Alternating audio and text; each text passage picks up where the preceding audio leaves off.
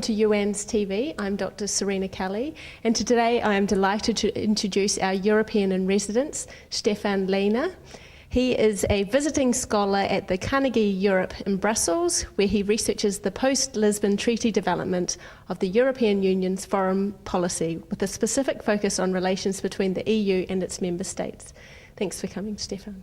So next year there's going to be a lot of big changes in Brussels. I was going to ask your opinion how you think that the so-called changing of the guard with the role of the High Representative, the Commission and the Council coming up for renewal, how do you think that's going to impact European politics? Yes, of course. I mean, the leadership of the European Union plays a very important role in shaping the future of this organization. Different from China, we don't have such an orderly process where you have every 10 years collective change. It's much more messy in the European Union. We will change the President of the Commission, the President of the European Council and the High Representative, and of course also all the other commissioners will be changed. I think the EU is still in crisis. We have not emerged. Business is not as normal. The situation is still very challenging. And therefore, it's quite important that we have good and strong leaders. And I really hope that this time the people who take this decision will select very carefully, that we get the best people in the right jobs and who can really move Europe forward. So you just mentioned the euro crisis as well, and obviously that's an ongoing issue for Europe. How well do you think, or how well equipped is the EU to deal with the current crisis? What's the next step? Well, I think we made a lot of progress over the last years. You know, the real problem for the EU was that monetary union came about without fiscal union, without economic union. And it was sort of a fair weather project for a while. It lasted longer than people could expect, but eventually the crisis came and put Europe in a very, very dangerous situation. Since then, a number of steps have been taken to consolidate the euro. The huge bailout funds, for instance, very innovative action by the European Central Bank, much more fiscal discipline, but we are not there yet. The ongoing project, the most urgent one, is banking union.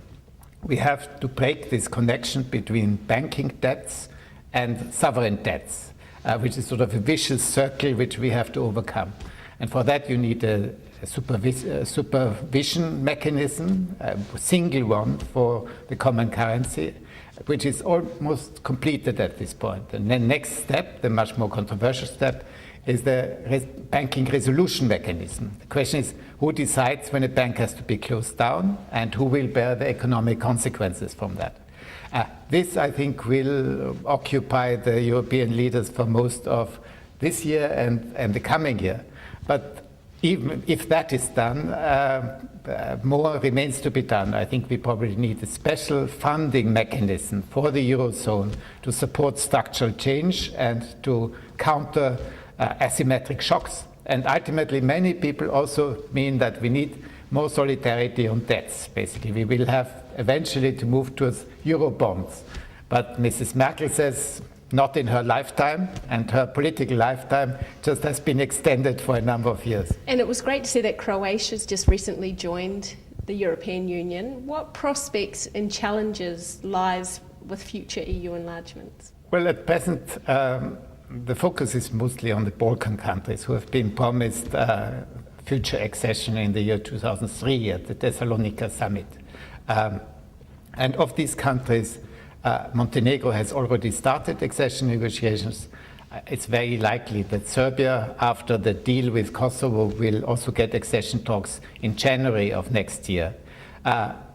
Macedonia is very close to accession talks, but blocked for the time being by this name dispute. The other countries are further behind. But I do believe that the EU will keep its promise to keep the door open for the Balkan countries, and I expect probably by the year 2020, a number of them might be prepared to actually join. Apart from these countries, Turkey is in a process of accession talks, but this process is basically blocked or stagnating for the time being, the biggest problem being the unresolved Cyprus issue. And I, unfortunately, don't see this moving forward rapidly at this point. In Turkey, the EU perspective has lost a lot of support. Turkey is doing well economically. Turkey is a very, very important strategic country with growing self-confidence and doesn't so much believe in the EU as its destination anymore. And in the EU, there are a number of countries that remain very skeptical. At the same time, I don't think nobody wants to close the door to Turkey, and Turkey wants to keep one foot inside the door.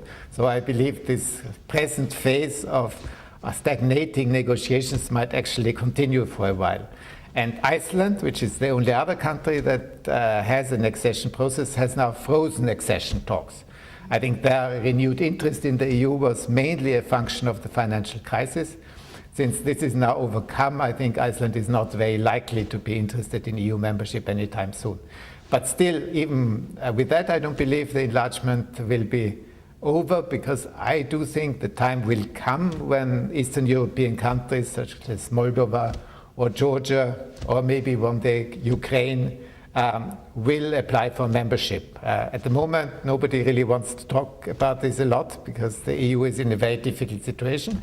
But these are European countries, and according to the treaty, they have a right to join if they fulfill the criteria that the EU has proposed for membership. And finally, I understand that you flew through China and you had a stop in Beijing on your way to New Zealand. I just wonder if you could comment on the cultural contrasts between the EU or Europe, China and New Zealand. I spent a week in China at a seminar on the policies of the new leadership there, and it was only my second time in China, and I found it a totally fascinating experience. It's sort of a shock of globalization hits you when you're there. But then if you travel even further away from Europe and eventually end up in New Zealand, in a totally different time zone with a horrible jet lag, you feel that you're back home basically, because in so many aspects, particularly here in Christchurch, basic way of life is so much closer to Europe than what I experienced in China. So in a way, it's homecoming, and one feels extremely comfortable and welcome here. Well, it's been a pleasure to have you as a guest at the National Centre for Research on Europe, and thanks very much for your time. Thank you very much.